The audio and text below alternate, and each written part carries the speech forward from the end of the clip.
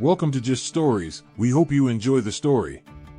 Mexican-American War, The Battle for Territory, by Just Stories. Chapter 1, Manifest Destiny and the Road to War. In the early 19th century, the United States was a rapidly growing country, fueled by a sense of optimism and ambition. Many Americans believed that their nation had a divine mission to spread its influence and values throughout the world, an idea that came to be known as manifest destiny. At the heart of manifest destiny was the belief that the United States was destined to expand its borders and acquire new territories. This idea was driven by a combination of economic, political, and social factors, including a desire for new markets, a fear of being hemmed in by hostile powers, and a sense of national pride. One of the most important factors driving manifest destiny was the desire for new land. As the population of the United States grew, many Americans began to feel that the country was becoming overcrowded and that there were not enough opportunities for people to own land and build prosperous lives. Many saw expansion westward as a way to solve this problem, as well as to open up new markets for American goods and resources. Another factor that fueled manifest destiny was the fear of foreign powers. In the early 19th century, the United States was surrounded by hostile powers, including the British Empire to the north, the Spanish Empire to the south, and Native American tribes throughout the West. Many Americans believed that if the United States did not expand its borders, it would be surrounded and isolated, and its interests would be threatened. Yet another factor driving manifest destiny was a sense of national pride and identity.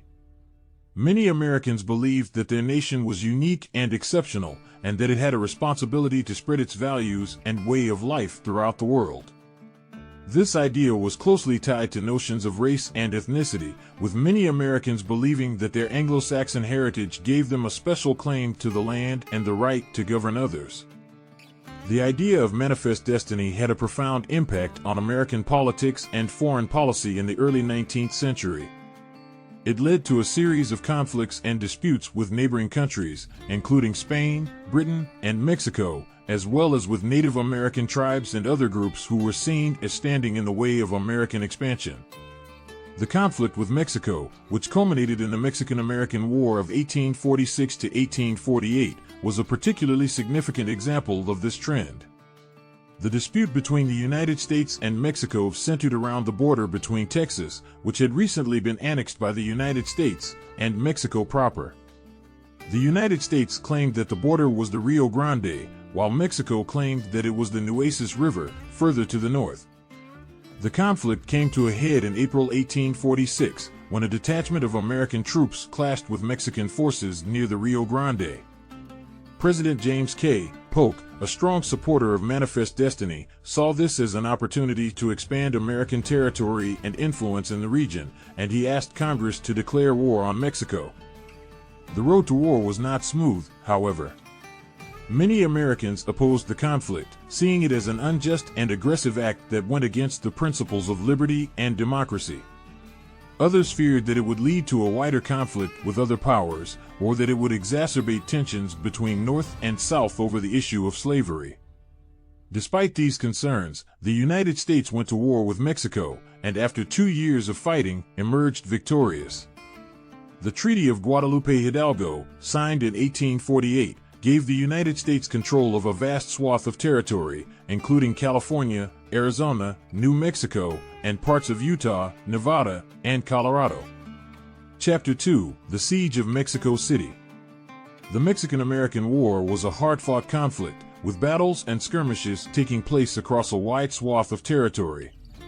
One of the most significant and dramatic campaigns of the war was the Siege of Mexico City, which lasted for several months and was a turning point in the conflict. The Siege of Mexico City began in the fall of 1847, when American forces under the command of General Winfield Scott landed at Veracruz, on the coast of Mexico. The Americans quickly defeated the Mexican garrison at Veracruz and began to march inland towards Mexico City, the capital of Mexico. The journey to Mexico City was long and difficult. The American forces had to fight their way through rugged terrain, cross rivers and mountains, and contend with hostile Mexican forces at every turn. Along the way, they faced extreme weather conditions, disease, and supply shortages, and suffered significant casualties. Despite these challenges, the American forces eventually reached Mexico City in September 1847. The city was heavily fortified, with massive walls and numerous defenses, and it was defended by a large and determined Mexican army under the command of General Antonio López de Santa Anna. The siege of Mexico City began in earnest on September 12, 1847, when the American forces launched an attack on the Belen Gate, one of the main entrances to the city. The attack was repulsed with heavy losses, and the Americans were forced to regroup and try again. Over the next several days and weeks, the Americans launched a series of attacks on the city, using a combination of artillery bombardments and ground assaults. The Mexicans fought back fiercely, however, and the Americans suffered significant losses.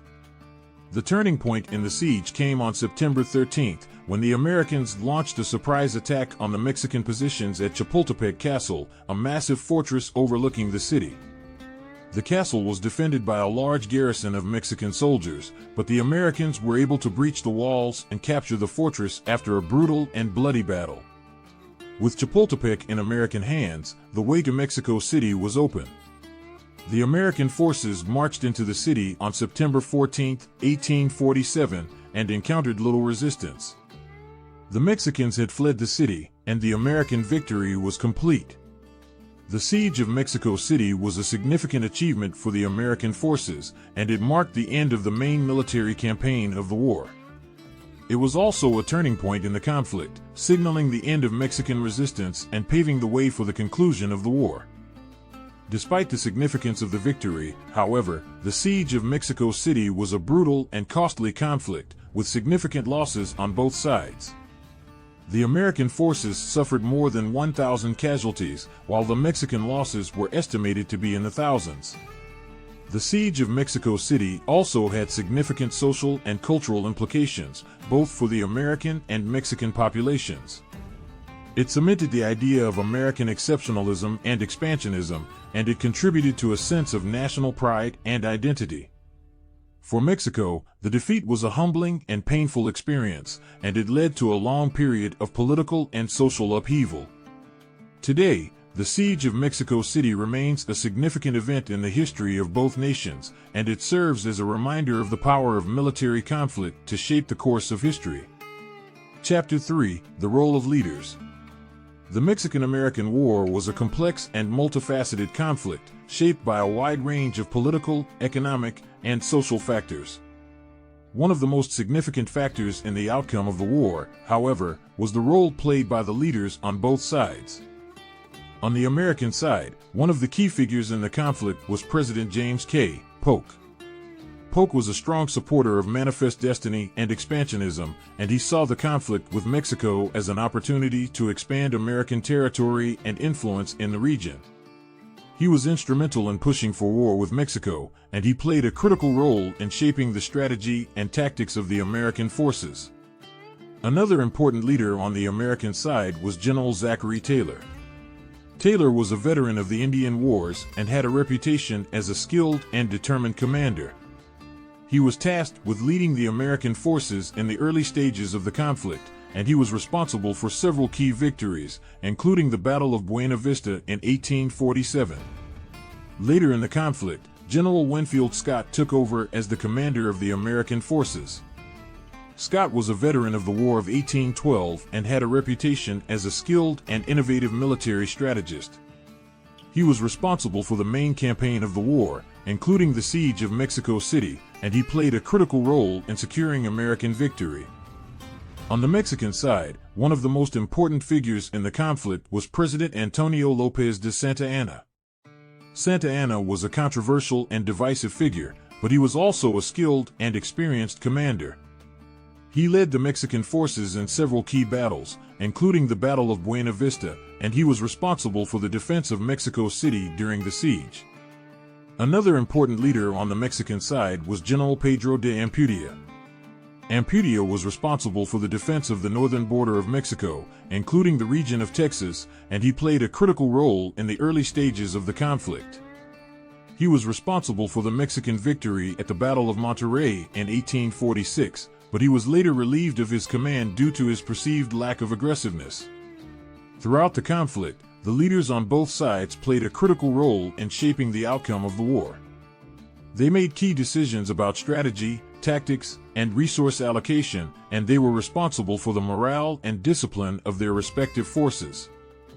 They also had to navigate complex political and social factors, including the role of slavery in the conflict and the relationship between the United States and Mexico. The role of leaders in the Mexican-American War had significant implications for the future of both nations. It helped to shape the course of American history, cementing the idea of manifest destiny and expansionism, and it had a profound impact on the relationship between the United States and Mexico. For Mexico, the defeat was a significant setback, and it contributed to a long period of political and social upheaval. Today, the leaders of the Mexican-American War remain important figures in the history of both nations, and their decisions and actions continue to shape the course of events in the present day. The role of leaders in the conflict serves as a reminder of the power of individual action and decision-making, and of the critical importance of leadership in times of crisis and conflict. Chapter 4: Impact on People and Culture. The Mexican-American War was a hard-fought conflict, with significant military, political, and economic implications for both the United States and Mexico. The impact of the war, however, was not limited to these domains alone. It also had significant social and cultural implications, affecting the lives and experiences of millions of people on both sides of the conflict. One of the most significant impacts of the war was on the soldiers who fought in it. Tens of thousands of Americans and Mexicans served in the conflict, enduring harsh conditions and significant physical and emotional trauma. Many soldiers suffered from injuries, disease, and mental health issues as a result of their service, and the experiences of the war had a lasting impact on their lives. The impact of the war was also felt by civilians on both sides. In Mexico, the conflict led to widespread social and economic upheaval, with significant displacement, food shortages, and other hardships affecting millions of people.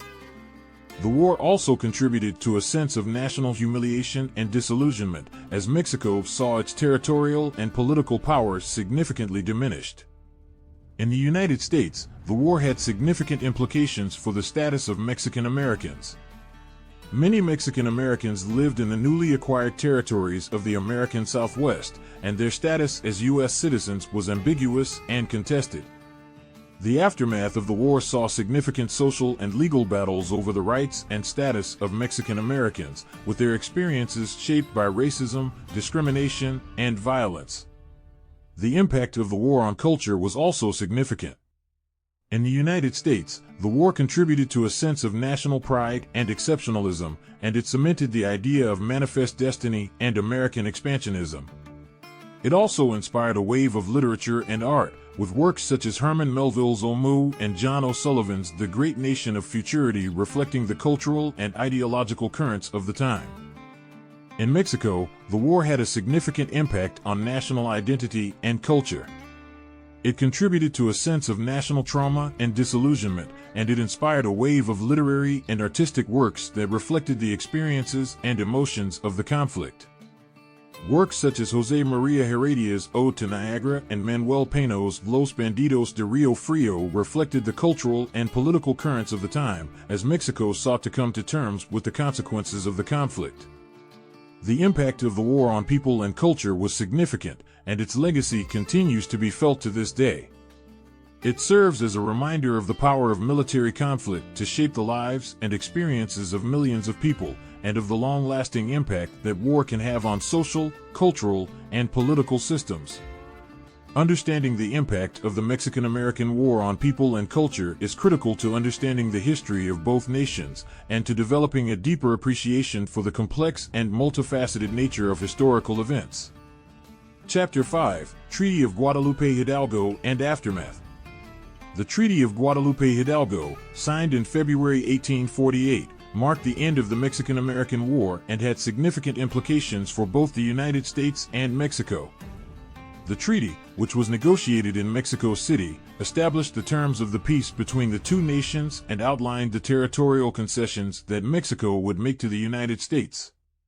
Under the terms of the treaty, Mexico ceded a vast swath of territory to the United States, including California, Nevada, Utah, and parts of Arizona, Colorado, New Mexico, and Wyoming.